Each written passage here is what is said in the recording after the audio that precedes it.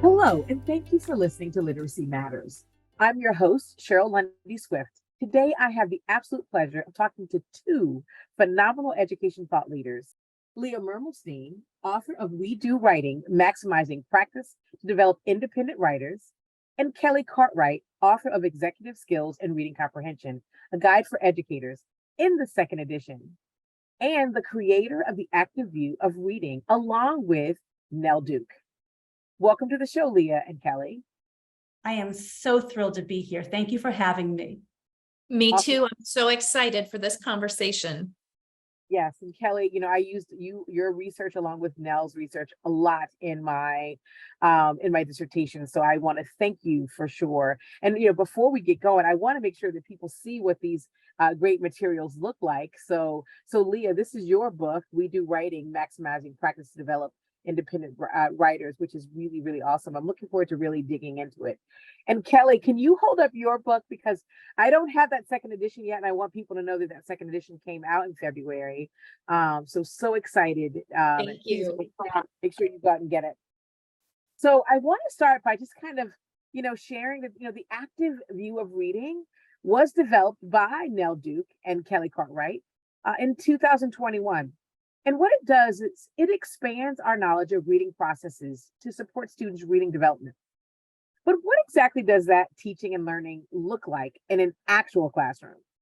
Now, our conversation today will bring the researcher and developer of the model of the Active View of Reading into the discussion with a noteworthy educator, that's where Leah comes in, who's actually applied the Active View of Reading in diverse classrooms for the last 3 academic years.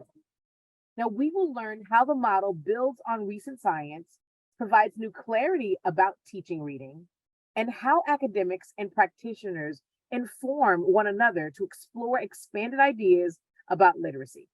Now, after listening, you will walk away today with efficient, effective, and intentional lessons and practice ideas for your classroom. So with that said, I really am excited, Kelly, to ask you this question.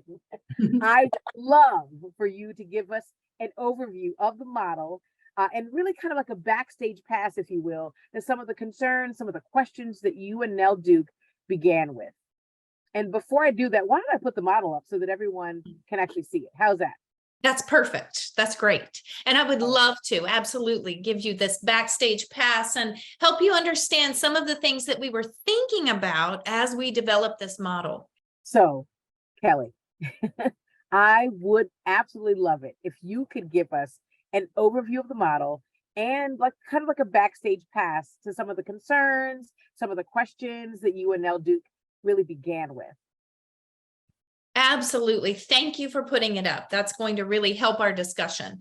So one of the things that has always fascinated me about reading, even from the beginning of my career, is that although it looks really simple for us as skilled readers, we're educators. Reading is easy for us. We love it, right? But it involves so many, many different processes, and they are all active and managed at the same time when we're engaged with texts. And we don't really notice or realize how much we need to handle when we read, like weaving together meanings of words and sentences and texts with our prior knowledge, while simultaneously doing all the work to decode words fluently and with expression. And Nell and I have both been concerned for decades that dominant views of reading make reading out to be a simple combination of 2 sets of skills. I often call these 2 buckets of skills, if you will, word reading and language comprehension. And often professional learning and classroom instruction treat these as separate things that readers need to learn and that readers need to do separately and that teachers need to teach separately. And the problem is that readers don't actually do these things separately. We mentally juggle all of these things at once while we read, but because we've been reading for such a long time and we're pretty good at it, we don't even realize what we need to do to manage it all well. It's like when someone asks you, how do you ride a bike? I don't really know how to tell you how to do that, but because I've been doing it for such a long time, I don't have access to what I'm having to manage to make that happen. Reading's the same way. And to go with another real life example here, I always like to point out that it's sort of like that game that we played as children when we would try to pat our heads, which I can do fine if I'm doing it by itself, or rub our tummies, right?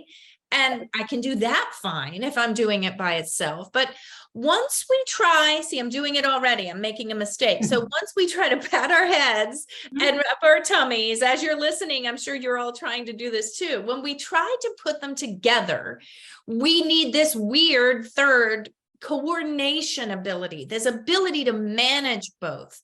It's not just a matter of being able to pat your head when it's assessed independently and being able to rub your tummy when it's assessed independently. And I'm sure you've seen readers in classrooms who seem to be able to decode words well, assessed by itself, or they're able to engage in meaningful discussions about text, so focusing on meaning when assessed by itself, but then everything falls apart when they try to actively combine them when they're engaged with a text. And this is one of the really important pieces that seem to be missing from popular discourse around reading and from popular models of reading. But study after study has shown that active self-regulation is critically important to reading.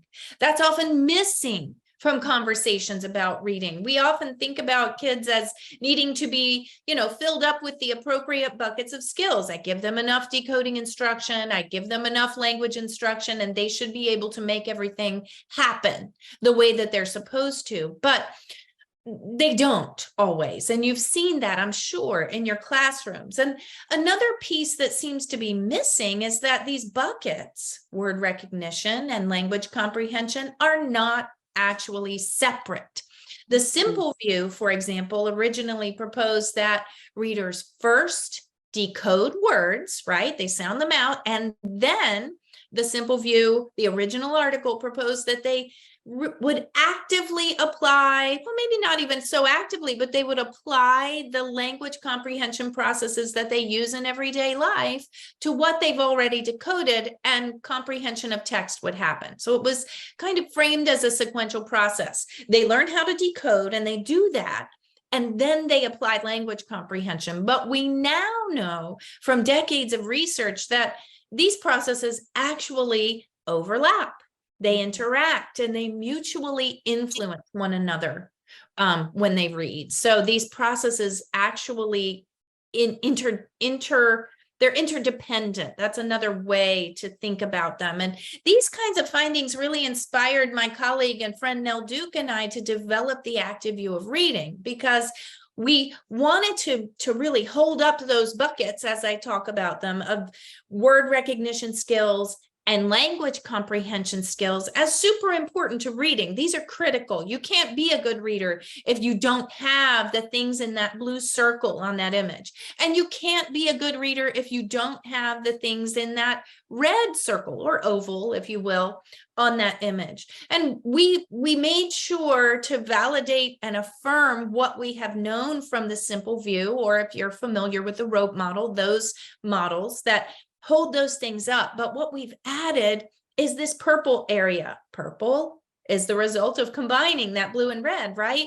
Where those processes are in that purple part are processes that contribute to both word recognition and language comprehension, or processes that involve aspects of both, like morphology, for example, morphological awareness. You can see that there in the middle of that blue, the purple oval.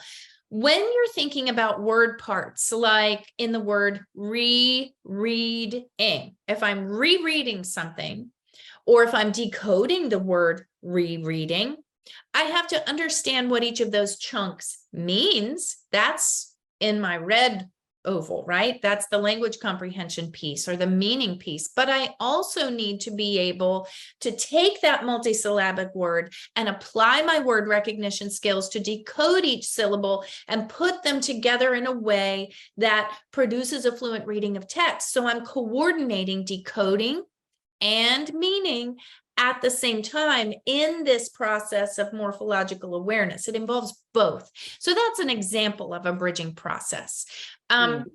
So another thing that I want to point out here, aside from adding that active piece, which I talked about, so active self-regulation, that reading is active. It's not just a passive filling up of the right skills. We have to actively coordinate and deploy them, and they overlap. Another piece here is that Nell and I really wanted a model not based just in, what we know is related to reading, but rather based in instructional research. And so every single component that you see listed in that model is based on instructional research that shows that teaching that component improves students' reading comprehension. And we recently, with our colleague Matt Burns, conducted a meta-analysis of instructional research that shows that teaching word recognition and teaching language comprehension each have really important and significant effects. And I will skip over these questions. I'm going to come back to them. So yeah, there you go. So they have important, significant effects on reading comprehension, but we also showed that bridging processes and that active self-regulation piece, which guides word recognition, guides bridging processes, guides language comprehension, and helps kids put them all together. Instruction in those things also contributes to children's reading comprehension over and above word recognition and language comprehension alone. And so if you think about this model, and I'm going to stop talking in a second, I promise.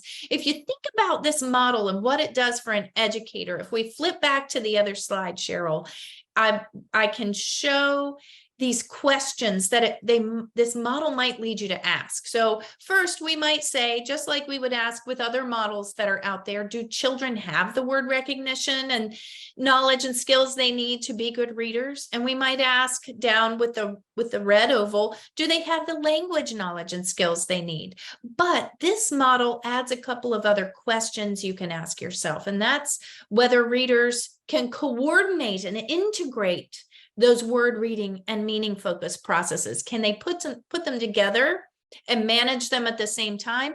And then also, do they have the self-regulatory skills that they need to manage all of these aspects of reading at once, understanding that reading is complex and that they, as little managers of their own brains, need to be able to manage all of these things.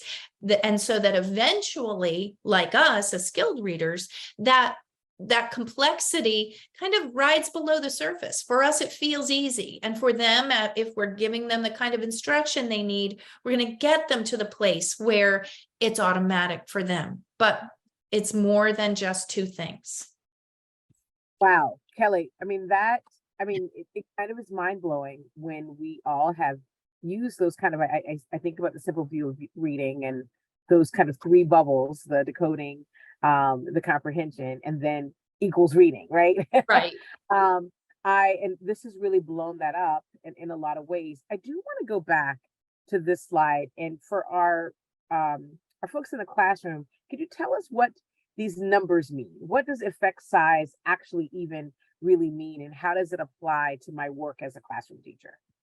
So an effect size is a number that I'm not going to go into a statistics lesson here, but you can think of an effect size as a number that tells you whether an intervention or a relation, but for us, we're looking at intervention work. So for this picture specifically, those effect sizes tell us whether interventions in the things in those colored ovals or circles have a statistically significant, or statistically significant means it's an effect that happens at a level greater than chance. You can think about it that way.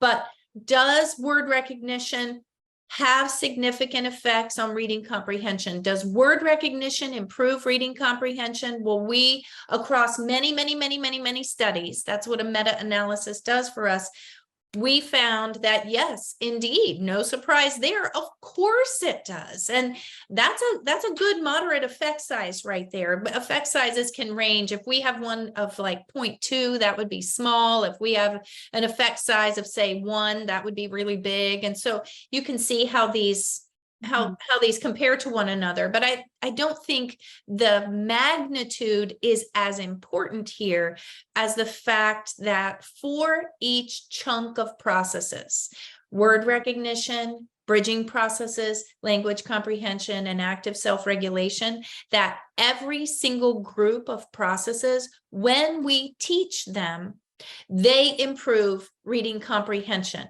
If those numbers were at 0 for one of these, we would know, oh, teaching those things as a group, right? And studies that teach each one of those, that's what we looked at, they don't help. But we didn't find that. We found that in this particular meta-analysis, when we looked at all the studies across a whole bunch of intervention studies, that word recognition interventions as a whole moves the needle forward on reading comprehension. So do interventions in language comprehension processes. But over and above that, so do interventions in bridging processes, and so do interventions in active self-regulation. So all of these things matter in moving that needle on reading comprehension. And that's what we mean in a practical sense when we talk about that effect size. Sure. Does it help? That does help. I think for individuals who don't understand that, I think you gave a really nice explanation of that. But now, so Leah, you see this graphic that you see here. And when you first saw it, you didn't see these numbers. You just saw, so you didn't know the effect size necessarily. Nope. You just saw this plain, and I won't say it's too plain. You saw this active view of reading that's very different, right, than what you've been seeing. What was your first reaction as an educator? My first reaction was absolute pure joy. You know, I'm going back to something Kelly said. It's more than just two things. So as somebody who spends time in classrooms, and my role always is to help teachers translate research into impactful instruction and curriculum. To have this simple tool for complex work for busy teachers was absolutely pure joy, because I knew that this would be a simple tool, but it would allow us to talk about the nuances of curriculum planning and instructional planning, the nuances with it in a way that teachers could handle. Busy teachers who have 17,000 other things they're doing, it's one sheet of paper. And that was just absolute joy for me. So thank you so much for this just stunning model. Thank you. Thank So, you. what did this model clarify for you, Leah, as an educator? So for a few things, it clarified for me. It was one of these things I knew, but I didn't have a model to wrap the conversation around. So one of them was the bridging process. The idea that we need to teach into and have curriculum and instruction about doing more than one thing at once. That we can't just say, oh, well, yes, they do more than one thing at once, but they'll learn it on their own. To actually plan for that and teach for that. So that when we think about, you know, fluency, for example, in order to be a fluent reader, children need to be automatic with decoding the words, and that's going to help them read faster. But they also need to have strong enough comprehension that they're reading it, that they can read it with expression. And so really, in order to be fluent, you've got to be doing two things at once. And this model makes it crystal clear for me to explain this and show this to teachers. And so because we have this model, we pull it out literally at every single meeting I'm having. We pull this out, and it gives us a simple tool to talk about what instruction would look like with fluency and what curriculum planning would look like for fluency. So the one thing it clarified was the bridging process. The other thing it clarified for me is the idea of cultural and content knowledge, that what a student brings to the table is going to change how they learn to read and change the reading process. And again, this wasn't something that idea wasn't brand new to me, but to have a model that honored that made it easier to be somebody who's helping teachers translate research into impactful curriculum and instruction. So that was huge. The act of self-regulation. I just had this experience this summer, I've been tutoring students at our local community center. And I'm working with kids who find learning to read hard. And so I went on that first day. I was working on getting kids to be accurate and more automatic in word recognition. They were grumpy. They were grumpy and not interested. When I sat with them at lunch and did some low pressure reading, we had books out at lunch, we ate hot dogs and read books. The next day was completely different. And so the idea of we can't ignore motivation. That nuance, it makes a difference. And when I have it again, that wasn't something that was brand new to me, but to have it on the model that I'm using with teachers makes it easier to have those instructional and curriculum conversations. And then the last thing it brought clarity to me is at that time, I was researching and writing my own book where I had created the We Do writing model. And I didn't have the active view of reading to look at yet.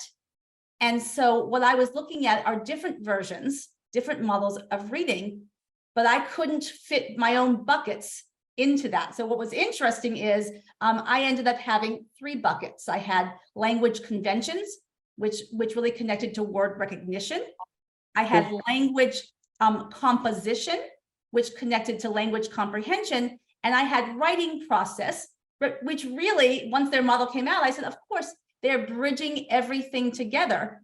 And so I had that same idea with my own model, is that we have to work with kids on doing more than one thing at a time. So it brought clarity to being able to have, so now when I go into schools, I have the active view of reading next to me, and I have the We Do model next to me. So it just brought clarity in those 4 really important ways to my work with teachers. Well, I mean, I agree. And I think you highlighted some of those very things for me that hit me really, really hard, and made sure that I understood that this was needed for all children, and that culture and other content knowledge is so key. Dr. Deborah Reed says that, children are not empty vessels. They do come to school knowing things and have had experiences. And so we leverage those experiences. I think that's such a rich thing. I would love to know, so you hear, Kelly, you get to hear a practitioner who is really very excited and use the word joy when you think about your active view of reading model. What were you really hoping that the active view of reading was going to do and would offer teachers? Well, first, I just have to say that I love your reaction, Leah. Your response shows me that the model's really doing what we hoped, and even more than what we'd hoped. And I also want to build off of something that you said when you talked about that sociocultural content knowledge and their context and what children bring to the classroom, and that every child is unique and they're bringing funds of knowledge that we have to honor and consider when we're considering teaching them reading, right? I mean, these things are so important. A colleague, Kendall Turner Nash, she's at Appalachian State. She wrote a book recently called The Children Come Full. They don't come empty. They're not empty vessels to be filled up with one size fits all stuff that we're putting into their heads. They're coming full of their own knowledge, their own language background. Some are emergent bilinguals. Some speak dialects at home that are not the same as the child sitting next to them or what have you. I mean, they come with different background knowledge that helps them understand or not understand a text in a particular way. So just hearing that the model helps you by having as a tool to bring all of these pieces into the conversation with teachers That's huge. That's exactly one of the things that we hope, that we would be able to provide a tool that would help to guide instruction. That's one of the big things, because again, we base the active view in instructional research. Every single component named in that model has instructional research with intervention studies that have been shown to improve reading comprehension. So that's one thing. We wanted a model based in instruction. We wanted a model that would help teachers to be able to think about the complexities of reading in a way that made sense to them. And what I'm hearing from you is that it made sense to you. So that's a good sign that we're accomplishing that. But we also hope to help educators visualize that complexity of reading. And I think from the very beginning of my career, I have just been so frustrated with the idea that reading is framed as two things, word recognition and then language comprehension. And we put them together and the comprehension fairy comes along, waves a wand, and comprehension happens. There was nothing about readers actively making things happen or managing those things at once. And so that complexity was buried, even though, and I agree that the conventional instruction or conventional professional development and talk about reading says, word recognition is complex, and we don't just mean it's one thing. We mean that it's lots and lots of processes. Absolutely. And so is language comprehension, and even more contemporary views that align with the simple view or the rote model definitely show that complexity within each bucket, but they don't illustrate well the complexity that is involved in a skilled reader's head when we're putting it all together, and that we need to be able to help students do that themselves. It's not going to magically happen. You can't teach one thing and teach another thing and expect that it will magically happen by itself. And I think that piece of the complexity is one of the things that we wanted to bring out with this active view. And those are pieces that may be missed when we're guided by more simple conceptions of reading. So, and I love hearing your response, Leah, because it tells me that I think we may have done that, at least for you, right? For teachers I work with. Yes. Yay. That is so awesome. So teachers that you work with. So tell me how, Leah, you've used this with districts and for school planning and curriculum planning. Thank you. So one of the things I do with teachers and school districts is we create curriculum together. We create year-long curriculum, we look across grades, and we also create unit curriculum. And so like I said earlier, this active view of reading is sitting in my folder every single time I work with teachers. So when we are planning a unit, I just did one recently last week, we pull this out. And one of the things it's helped us to do is to be more precise in our learning targets. We always start with what kind of impact do we want for kids at the end of this unit? And so one of the things that we do is we categorize our learning targets by these buckets. So for example, we'll look at the word recognition bucket first, and we'll say, what is our learning target for the word recognition bucket? So I was working with some kindergarten teachers. It was the beginning of the year. They knew in their phonics program, they were working on, I mean, I got the right A, P, M, T, A, or something like that. They had the sounds and letters that they were working on. And they knew if the goal is word recognition, that at the end of this unit, they wanted kids to be reading and writing words accurately and automatically using those sounds. And so being able to look at the name of that bucket and being able to look at what exact knowledge, we realized that would consist of some phonemic awareness. We can look at the bucket and say, there's going to be some phonemic awareness work in that. There's going to be some phonics knowledge in that, but there's also going to be decoding skills. It's not just enough for them to know those sounds. And this model helped us to be very precise in that goal. And it also helped to build teachers' knowledge of what that goal and learning target meant. Then we move on to our next one. We moved on to language comprehension. One of the things we knew we wanted in that one is we wanted kids to be able to pay attention to the language structure and to be able, for example, if they were reading a sentence, to be able to scoop the nouns and the verbs together, because that would help with comprehension. So if they were reading the sentence, a boy and a girl ran up the hill, we may be showing them in this how to scoop the nouns, scoop the verb, and then scoop the phrase at the end.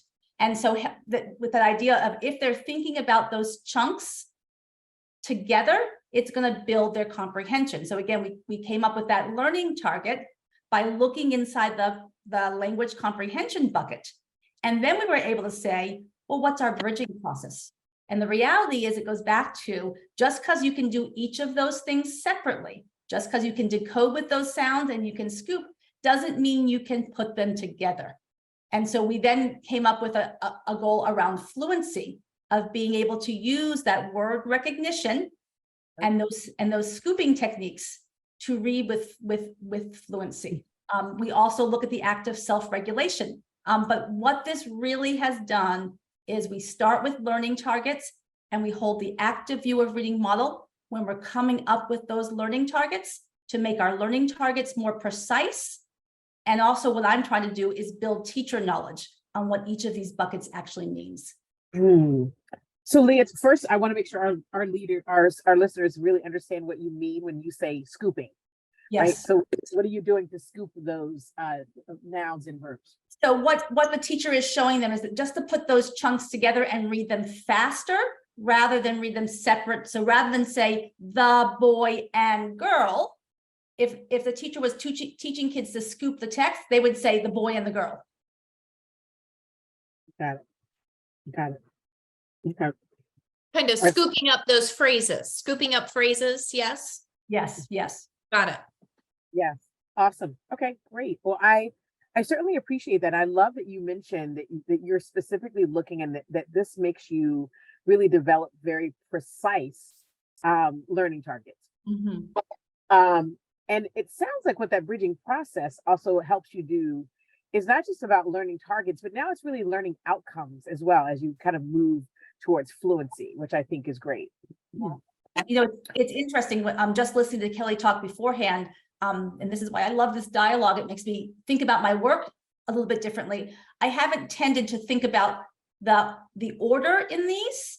And what this conversation is making me think about is that the bridging process goals are probably going to come later in the unit because we're supporting kids in bringing both of these things together in a way that is impactful.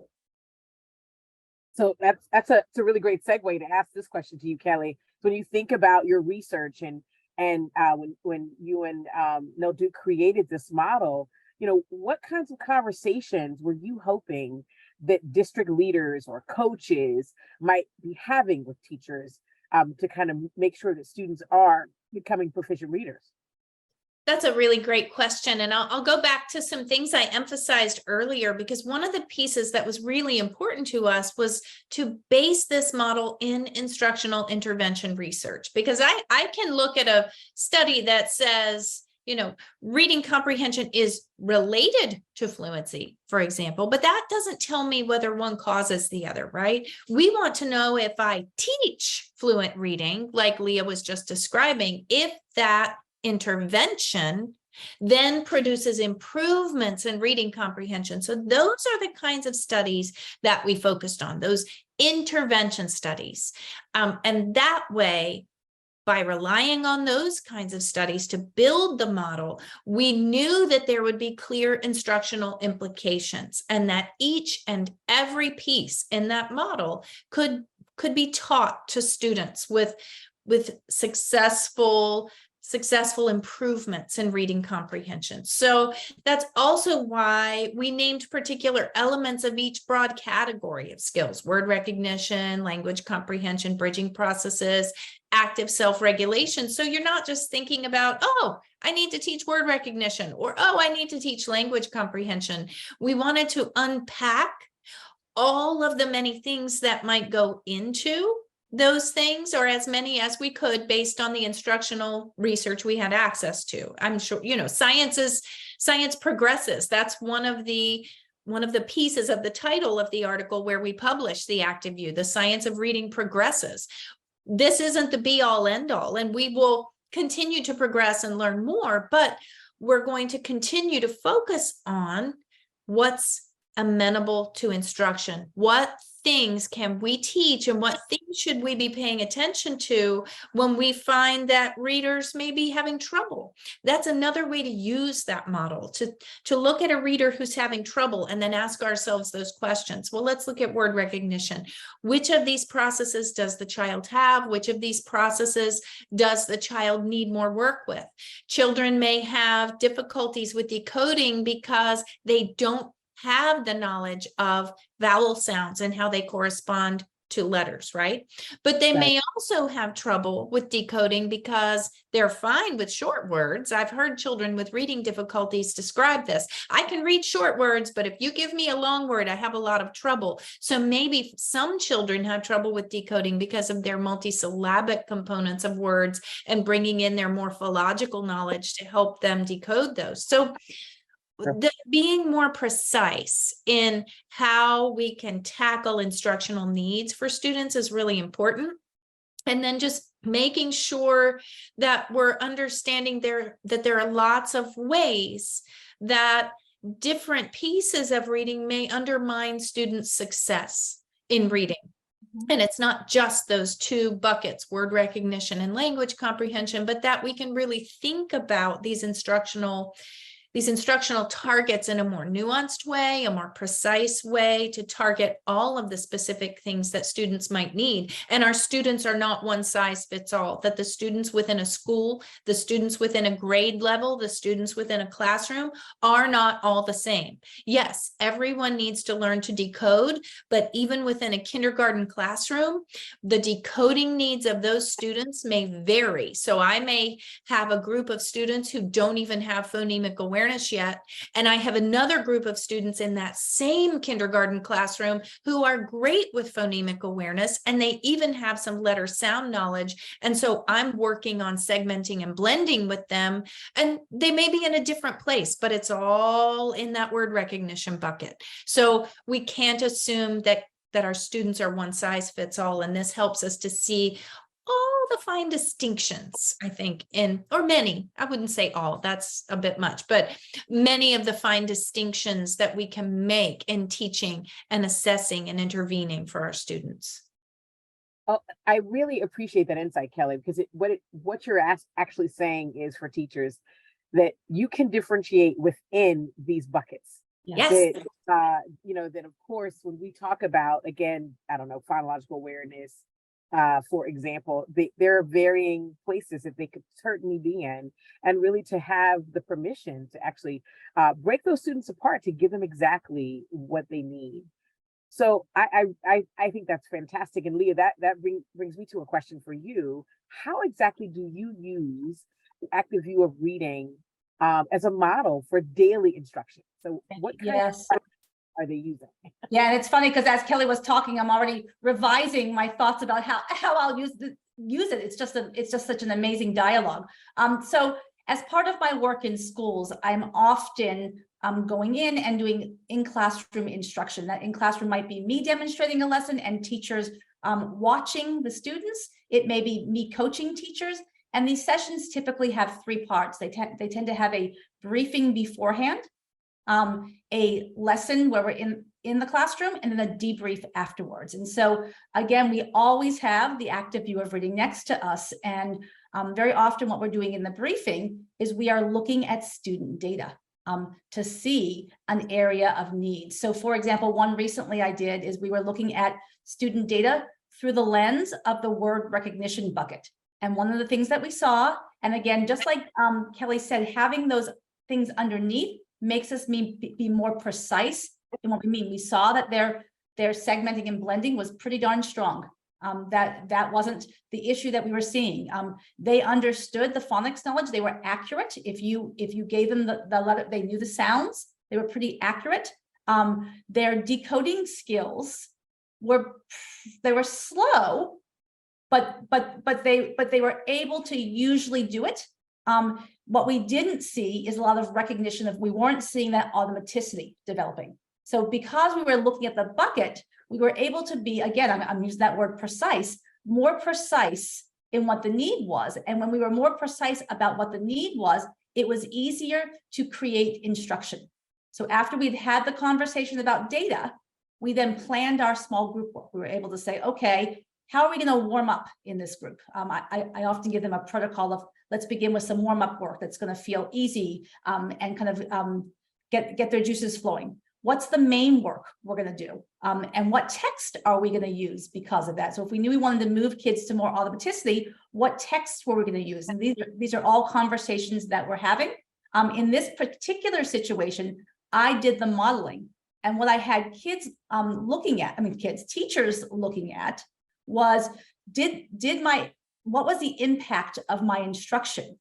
Did we begin to see kids who were recognizing words at sight rather than saying the sounds and reading each word? Were they able to do that? If they weren't able to do that, or when they weren't able to do that, what do they think the reasons might be? And this is when we'll say, we don't have to look just in that word recognition bucket.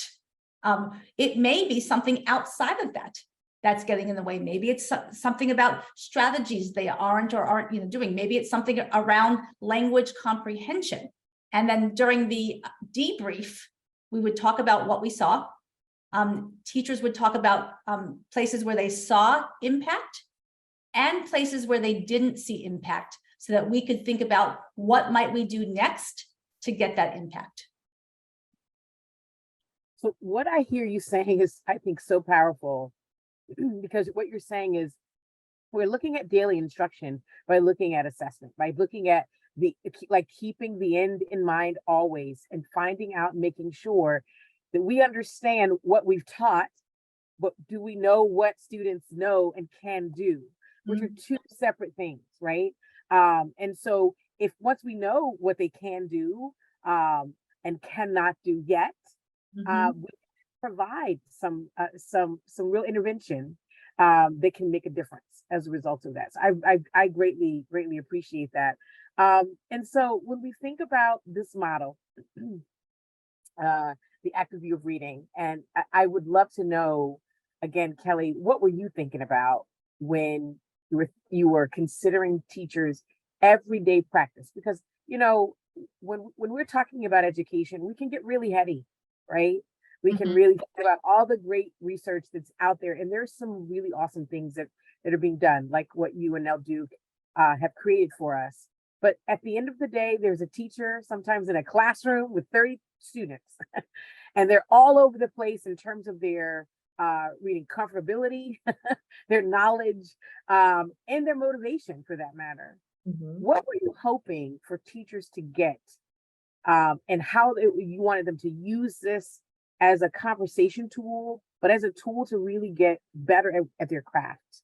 What were you and Nell Duke thinking for this? Well, that's a great question. And I want to build first on something that Leah just mentioned. She talked about looking within buckets and really refining our instruction, which is why we spelled out things within each of those circles or ovals. So thinking about a child with word recognition, or maybe word recognition difficulties, where they're still sounding out letter by letter, they're not sounding fluent or automatic. And Leah mentioned reading them by sight. I want to be very clear here that reading words by sight doesn't mean, as we see in some education circles, that children have taken flashcards home and memorized words, but rather that they've orthographically mapped. They've mapped those letters to those sounds and squished them together in their heads to make a pronunciation that matches onto a meaning they have in their vocabulary. And so that connects, that orthographic mapping process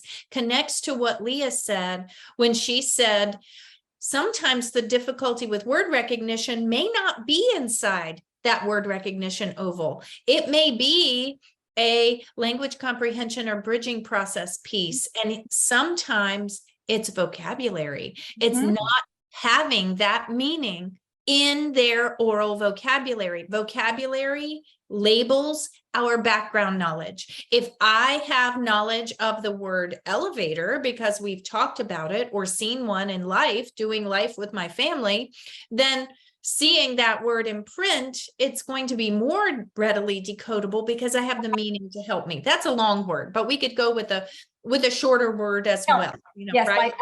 a little girl I was working with this week struggled with the word kelp. Yes. Yes. If you've seen kelp because Yes. you've gone to the beach Yes. or, Mhm. you know, Yes. that makes sense. But otherwise it's just and it doesn't, you can connect those letters and sounds, but without the meaning piece that's essential to orthographic mapping and connecting all three pieces together, it's not going to happen. And those three pieces, the letters, the sounds, and the meanings, we have hubs in our brains, in our reading networks for processing those things. And they are linked together in our brains, supported by those networks that regulate our active self-regulation, like our executive function skills. Our executive function skills help connect up those pieces. So we have to look outside word recognition sometimes if it's not happening, because it all works together. And I think in working with practicing teachers and pre-service teachers, I always like to point to the active view model as a heuristic to help guide assessment and to help guide problem solving when we're working with a student who has trouble with reading, whether it's word reading or reading comprehension, just like Leah has described, because the difficulties may really have many causes. And so as we showed that slide with questions on it earlier, I like to think of the model as guiding us to ask, well, do my students or my student who's having difficulties, do they have the word recognition skills they need to lift those words off of a page? Our good colleague Molly Ness often talks about decoding as helping children lift them off the page. But even if you lift the pronunciation off the page, it doesn't mean you have the background knowledge and vocabulary to know what it means. So do they have the knowledge skills, language knowledge and skills they need? Can they coordinate decoding and meaning focus processes? And do they have those active self-regulation skills they need to drive word reading, to drive language comprehension, and coordinate and integrate these while reading? So I think that model can really provide an assessment heuristic to make sure that our readers have all of these critical pieces of reading in place. Sure. There's a lot of nuggets in there. And one nugget that I happen to pull out and write down is something I'm going to take back with me. And that is vocabulary labels our background knowledge. Yes.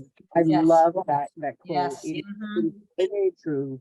And I love the permission to look at your model of active view reading and realize it might be showing up as a word recognition problem, but it might not actually be that. It could be a vocabulary problem. So really looking at that a little bit more, it gives us the gift of being able to kind of dive a little bit deeper to figure out what the issues might be. Well, I think that helps us to see that word recognition isn't just one thing by itself, that vocabulary actually facilitates word recognition. And that's why vocabulary is in the bridging processes section of this model, because it's part of comprehending language. When my friend is speaking to me about kelp, I can understand it because of my language comprehension processes, and I have that vocabulary knowledge. But that vocabulary knowledge also facilitates the really complex cognitive process of word recognition. I'm not going to recognize a word if I've never heard it before or I don't have a meaning for it. And that's a piece that we don't always remember. They're not separate things. Wow, that's super, super powerful. Now, as we wrap up, I do have one question that I'd love to ask each of you. So, teachers are heading back, and I know what it feels like to go back to a brand new school year. You're super excited. You're a little bit nervous. And for our new teachers, they're super nervous.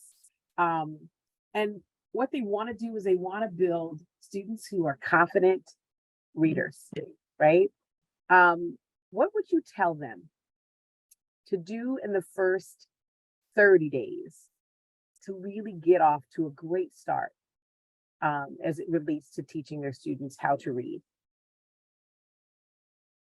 Who should go And I'll have you answer that question first, Kelly. I would say know your students, know where they are, get the data. You need data. You need to know if they have phonics knowledge, if they have phonemic awareness, where they are with vocabulary. You need to know if they've got morphological knowledge, how fluent are they, all of these things.